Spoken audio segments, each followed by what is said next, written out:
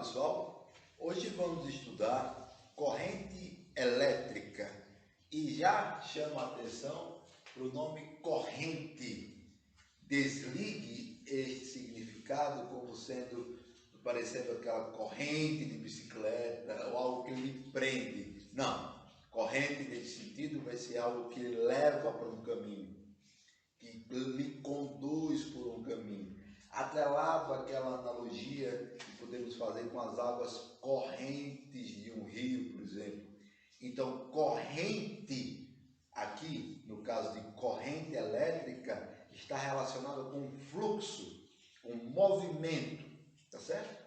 Então, convém destacar a priori que a palavra corrente, no escopo aqui a ser abordado, está relacionada com fluxo, movimento, tá certo?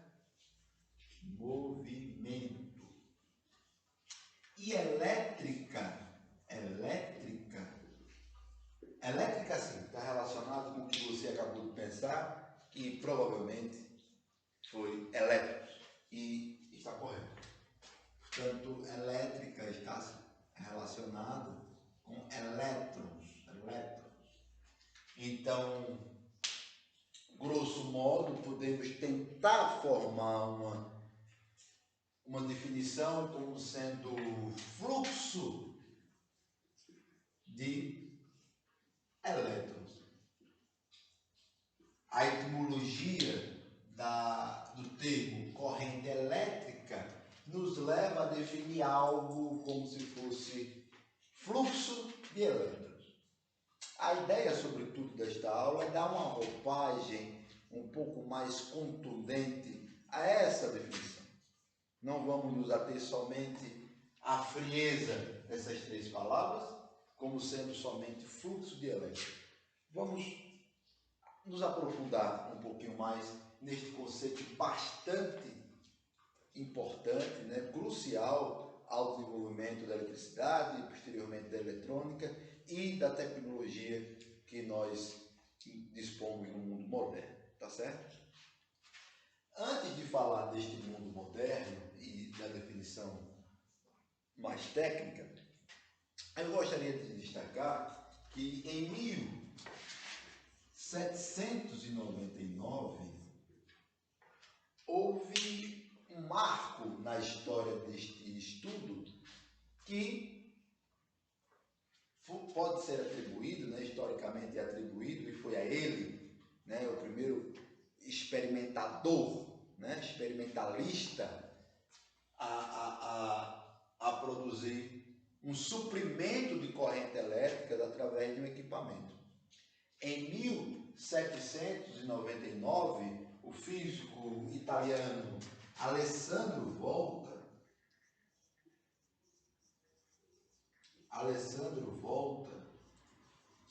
construiu o que vier a ser conhecido como pilha de volta. Então, na época, ele se baseou no seu antecessor, Galvani, que estava estudando os movimentos elétricos em animais. Então, o que foi que ele fez? Alessandro Volta conseguiu construir um equipamento, o primeiro suprimento de corrente elétrica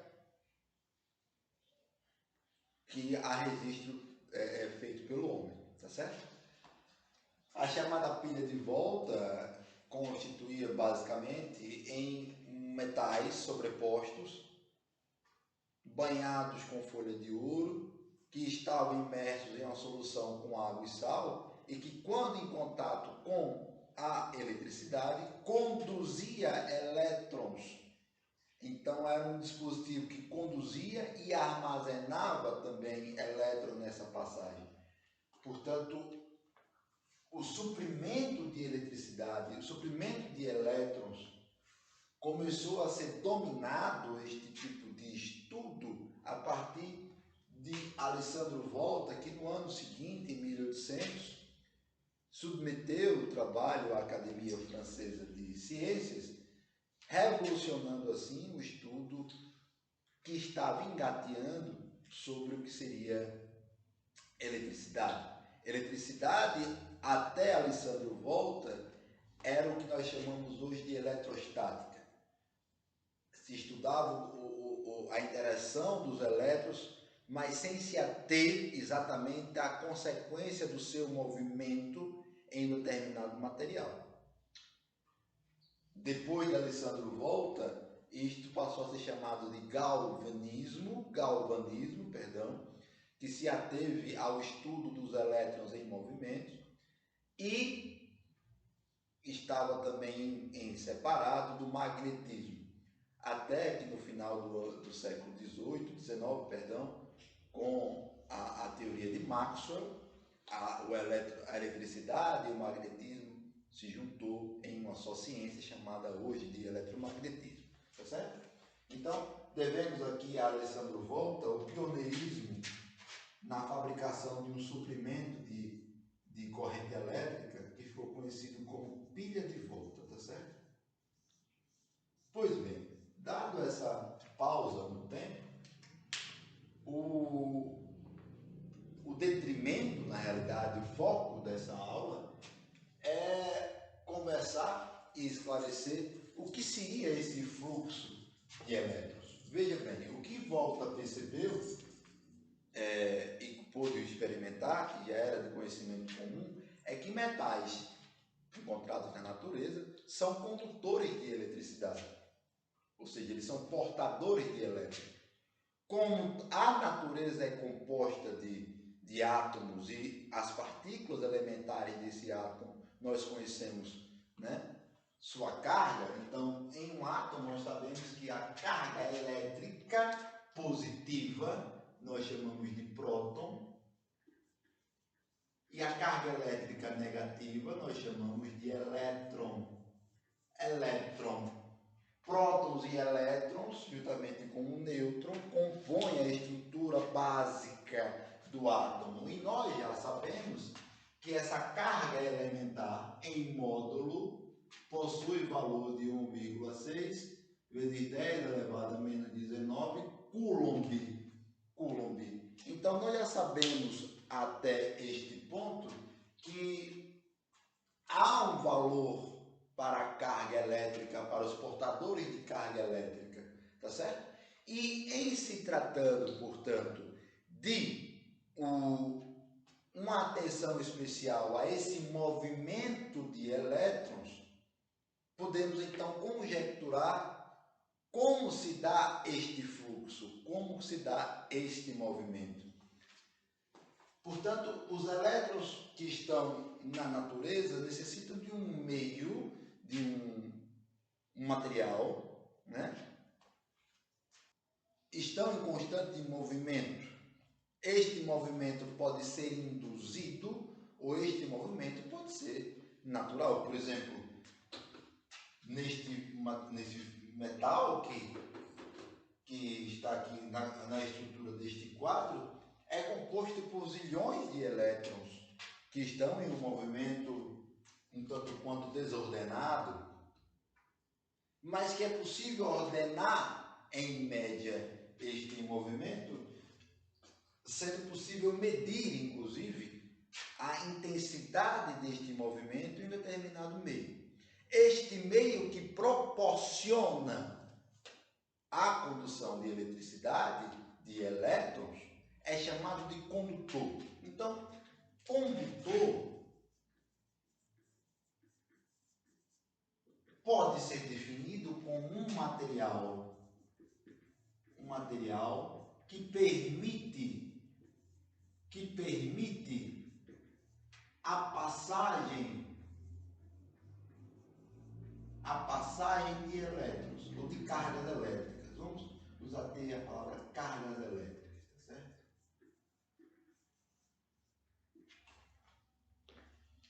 O contrário de condutor, como nós conhecemos, é o isolante. O isolante, ele impede, ele dificulta essa passagem de carga elétrica, tá certo? Então, temos aqui uma definição, algumas definições que vamos tentar então juntar para definir de fato o que seria uma corrente elétrica. A quantidade de carga elétrica em um determinado material pode ser calculada. Essa quantidade de cargas elétricas em um material é calculada como o produto da carga elementar vezes o número inteiro de partículas.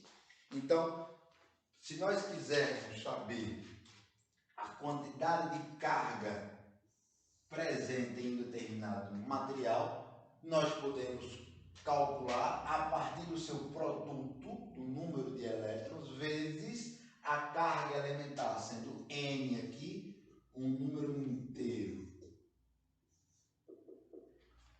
A definição deste número inteiro, atrelado a esta equação, está incluída ao fato de que na construção eletrônica ao redor do átomo, os elétrons tendem a ocupar órbitas definidamente de forma discreta, certo? Guardem essa informação para uma posterior discussão. Bacana? Então, nós sabemos a quantidade de carga em um determinado condutor, nós sabemos como calcular. Então, imagine que você tem aqui um determinado material que é condutor. Vamos extrapolar esse desenho e vamos imaginar, vamos tentar verificar que neste condutor, se ele permite a passagem de elétrons, vamos imaginar que cada pontinho vermelho que eu estou colocando aqui represente uma carga elétrica, uma partícula portadora de carga elétrica. Ora, se neste condutor que eu defini aqui de azul, chamei de condutor, e eu particiono, eu particiono esse condutor a fim de saber a intensidade desse movimento nessa região, por exemplo, eu posso considerar que o fluxo de elétrons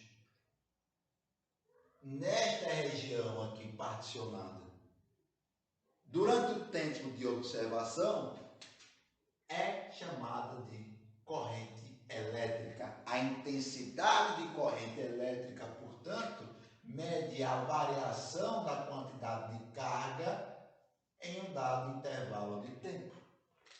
Esta é a definição de corrente elétrica. Mas a gente pode inferir daqui que como se dá este movimento? Ora, a natureza deste movimento não é algo que podemos imaginar como um elétron aqui, outro aqui na frente, outro mais acolá. Não é algo ordenado em termos de organizado, tal qual uma fila indiana, não. Esse movimento é um movimento aleatório que, em virtude de uma condução proporcionada por diferenças de potenciais nas extremidades do condutor, tendem, em média, a seguir um determinado caminho ordenado. Então, vamos colocar a palavra ordenado entre aspas, porque este fluxo de elétrons se dá, em sua maioria, a depender do sentido de propagação, tá certo? Então, este condutor, quando submetido a uma diferença de potencial entre os seus terminais, permite que esse fluxo seja considerado ordenado. Portanto, corrente elétrica pode ser definida como fluxo ou movimento de portadores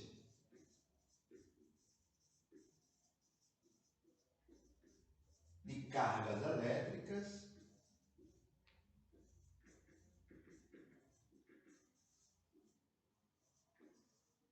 em um condutor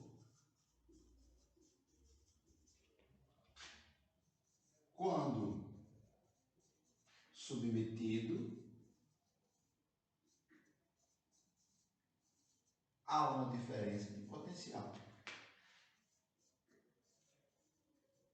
Diferença de potencial.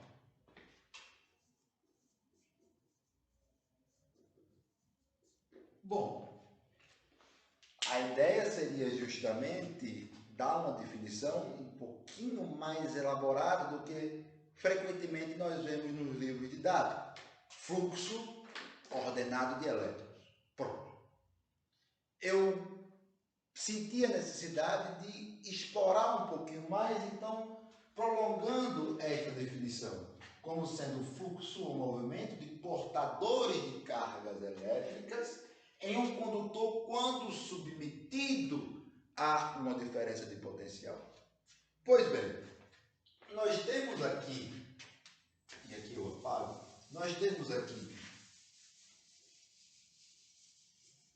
uma atenção especial para como se dá este fluxo. Veja, pessoal, se nós estamos considerando, por exemplo, este condutor, e nós sabemos que as partículas, no caso, se eu destacar que os elétrons estão em movimento, elétron por ter, por definição, uma carga negativa, nós intuitivamente vamos pensar que o potencial daqui é negativo e este aqui é positivo se o movimento se der neste sentido, porque uma carga negativa tende a ser atraída por uma carga positiva, tá certo? Então este aqui seria o sentido real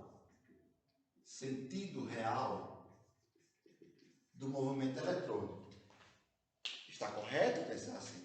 Mas convencionamos a dar a este sentido uma convenção que parte do potencial maior para o potencial menor. Por que isto acontece? Porque a natureza nos permite conjecturar que com o movimento há uma dissipação de energia. Portanto, se essas partículas tendem a se movimentar em sua maioria nesta direção, há uma perda de energia, pessoal, por conta deste movimento. Então, se convenciona a usar o sentido positivo como sendo o sentido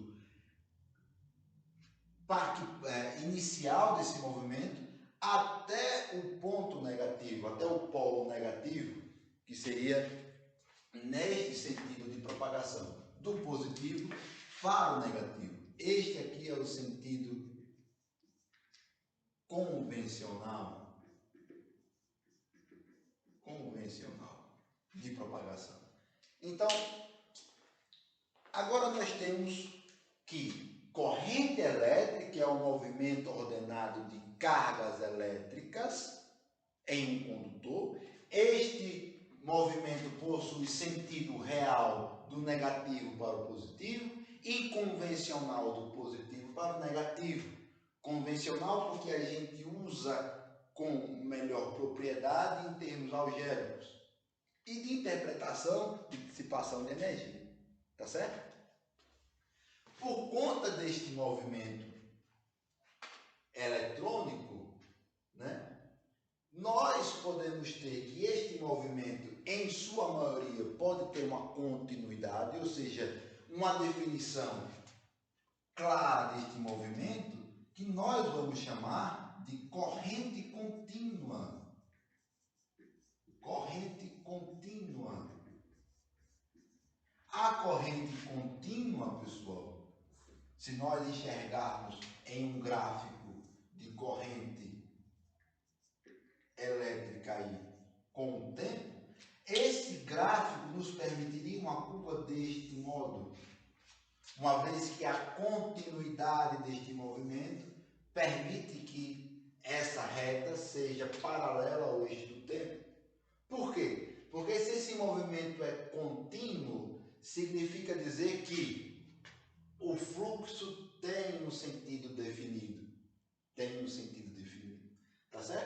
Mas a natureza nos permite também observar que nem sempre esse movimento, em sua maioria, é contínuo em uma só direção. Este movimento pode ser um movimento aleatório, que é o mais comum, é um movimento não ordenado, ou seja, da mesma maneira que portadores podem vir para a direita, outros podem vir pela esquerda, se chocarem e assim sucessivamente. Então, este movimento alternado induz a existência de uma corrente que chamamos de corrente alternada. Esta corrente alternada, graficamente, pode ser representada em termos dessa variação, uma vez que o eixo das ordenadas nos informa sobre a corrente elétrica. Então, se esse movimento é desordenado em termos de sentido positivo e negativo, a corrente pode ter valores positivos e negativos ao longo do tempo. Bacana? Então, importante saber que existem dois tipos de corrente alternada. Corrente alternada, por exemplo, é o que permite a transmissão de energia a longa distância, é o que chega na tomada da nossa casa. Tá certo? Corrente contínua é aquela corrente que permite um fluxo bem definido de elétrons, de partículas portadoras de carga elétrica. Tá certo, pessoal? Bacana? Corrente contínua, em inglês Direct Current, ou seja, DC, e corrente alternada, em inglês Alternative Current. Para quem gosta de rock and roll como eu, é aquela velha sigla já conhecida, AC/DC,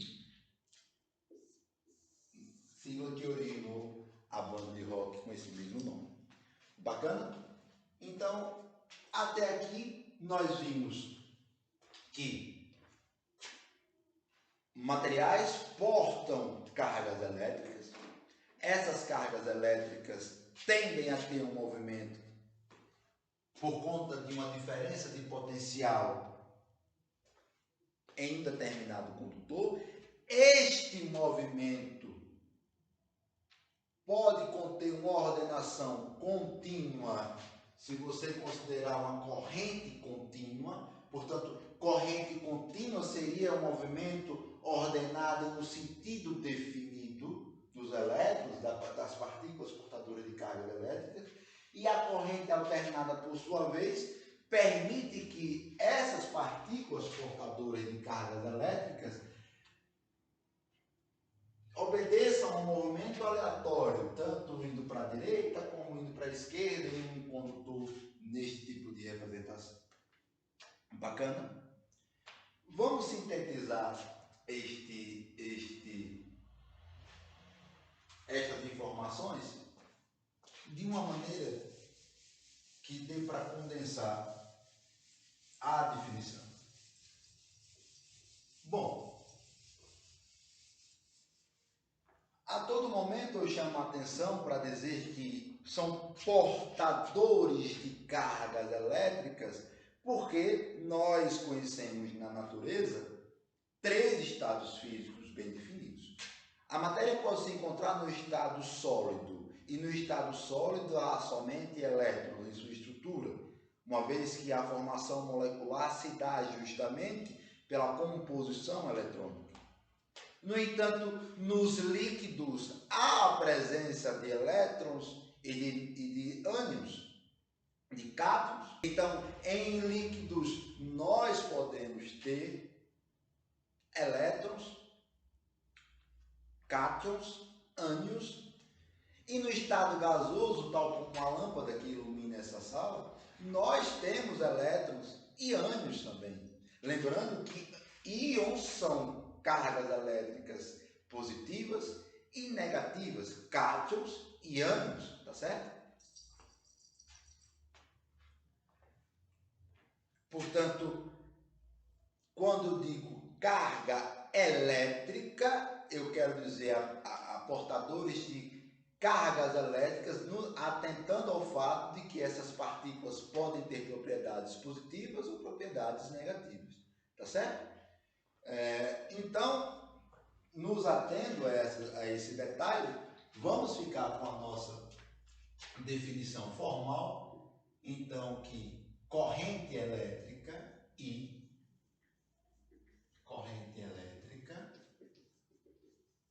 fluxo, movimento ordenado de partículas portadoras de carga elétrica em um condutor quando submetido a uma diferença de potencial entre os seus terminais.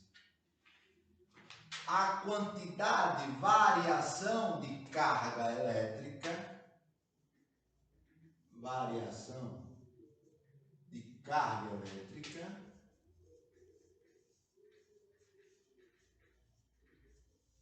em um intervalo ΔT, intervalo de tempo.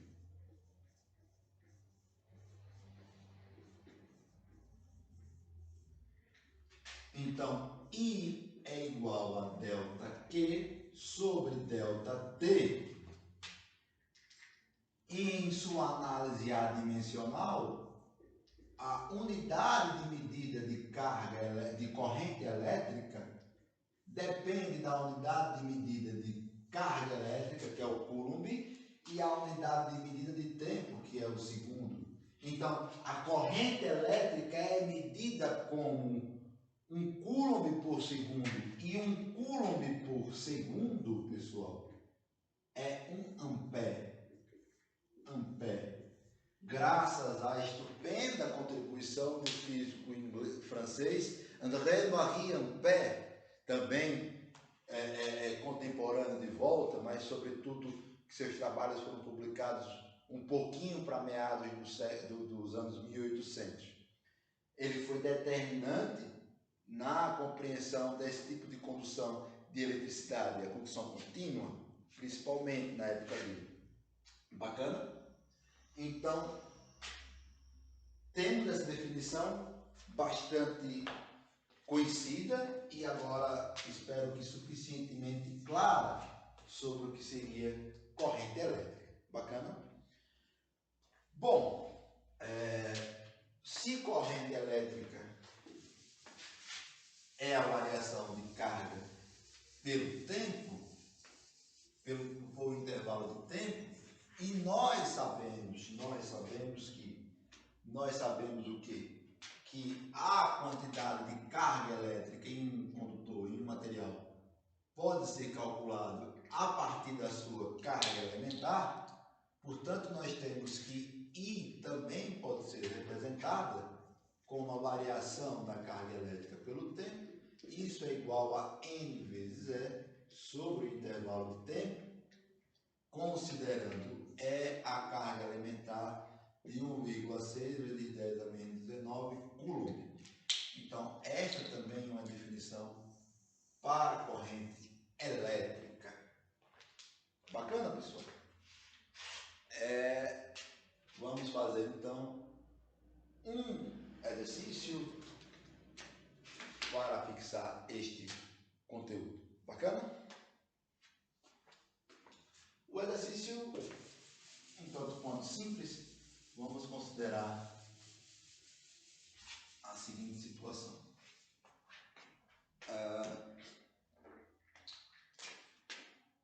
Exercício.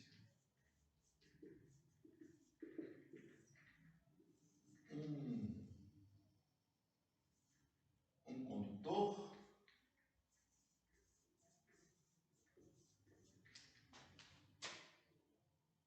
permite que seja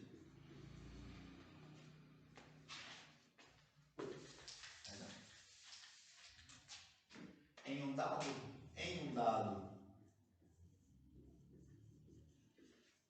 condutor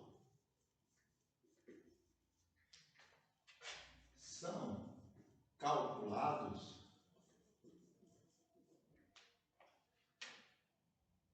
15 vezes 10 elevado a 20 elétrons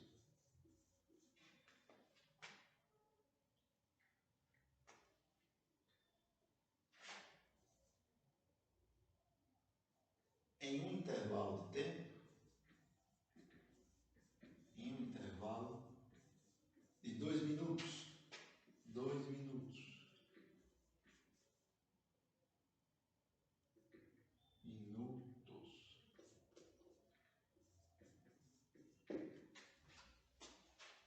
Qual é a intensidade de corrente elétrica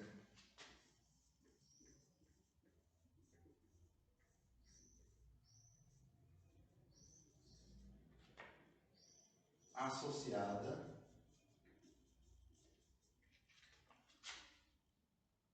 a esse fluxo de carga elétrica?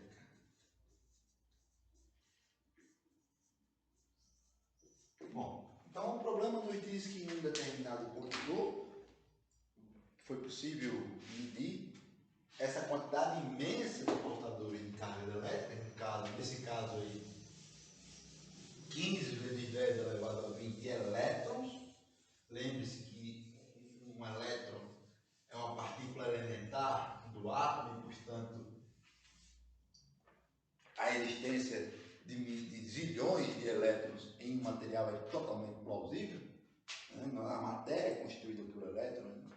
Então, em um condutor, se calculou no intervalo de tempo de 2 minutos uma quantidade de 15 vezes 10 elevado a 20 elétrons.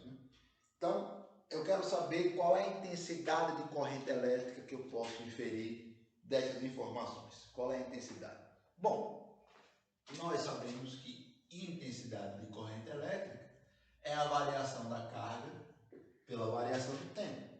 Que isto também é igual ao produto de um número inteiro de elétrons, de partículas, vezes a carga elementar sobre o mesmo intervalo de tempo. O nosso problema nos informa sobre o número n de elétrons. Então, são 15 vezes 10 elevado a 20 elétrons. E a carga elementar em módulo, 1,6 vezes 10 elevado a menos 19 coulomb. Eu quero saber a corrente elétrica e para isso eu preciso observar em dado intervalo de tempo que ele me deu como sendo igual a 2 minutos. 2 minutos, pessoal. Lembre-se que a definição no sistema internacional me permite calcular 1 coulomb por segundo. Portanto, esses 2 minutos têm que ser representados em segundos. Se 1 minuto é 60 segundos, 2 minutos, isso aqui vai ser 120 segundos. Bacana? 120 segundos. Bom, 120 segundos. São essas as informações e eu preciso agora calcular a intensidade da corrente elétrica I. Tá certo? Por questões de apresentação, deixa eu voltar para cá, eu vou continuar este cálculo aqui, nesta parte da luta, tá certo?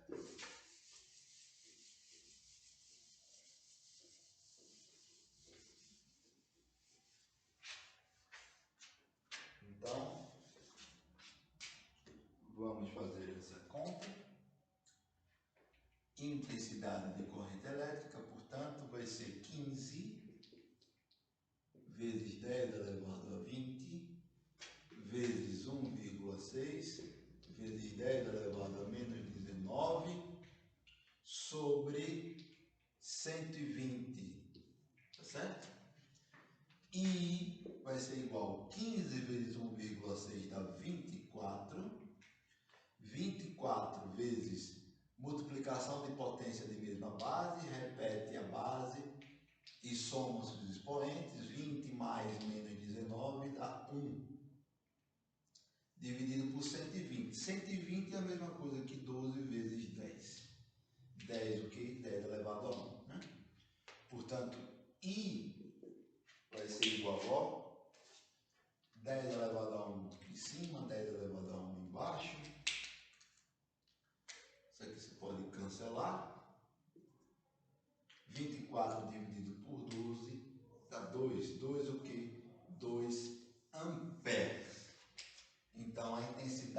corrente elétrica neste condutor, neste intervalo de tempo, é 2 amperes. Eu convido vocês a analisar, quem tem computador principalmente, que a fonte de alimentação de um computador produz uma corrente elétrica aproximadamente de 2 amperes. Bacana? Então eu espero que tenha ficado claro essa exposição, nos atendo à definição um pouco mais formal do que seria uma corrente elétrica, de acordo com o que nós convencionamos, que é o fluxo ordenado, né? Ordenado entre aspas, né? Um fluxo considerado ordenado de cargas elétricas em um condutor mediante uma diferença de potencial. Este fluxo pode ser considerado contínuo quando, em sua maioria, os portadores de carga obedecem no sentido convencional, e este fluxo pode ser considerado alternado quando se observa uma desorganização deste movimento, tá certo? Então, há a corrente alternada, há a corrente contínua, e nós podemos calcular de forma introdutória este tipo de interação, tá certo? Nas próximas aulas vamos falar um pouquinho sobre as consequências desse movimento. Então vamos ver que este movimento contínuo de elétrons em um condutor dissipa energia, eu sei se cheguei a comentar rapidamente, dissipa energia, e essa energia vai ser dissipada em forma de calor. Este efeito é chamado de efeito Joule. A gente vai ver essa consequência desse tipo de dissipação de energia, bem como outras aplicações do estudo da corrente elétrica, sobretudo dando ênfase a um trabalho de um físico alemão chamado Georg Simon Ohm, que elaborou 2 leis básicas de condução de eletricidade em função da corrente elétrica. Isso são fábulas para outras histórias, e nós nos vemos nas próximas aulas com a permissão divina e com a saúde e paz de todos, tá certo? Bons estudos!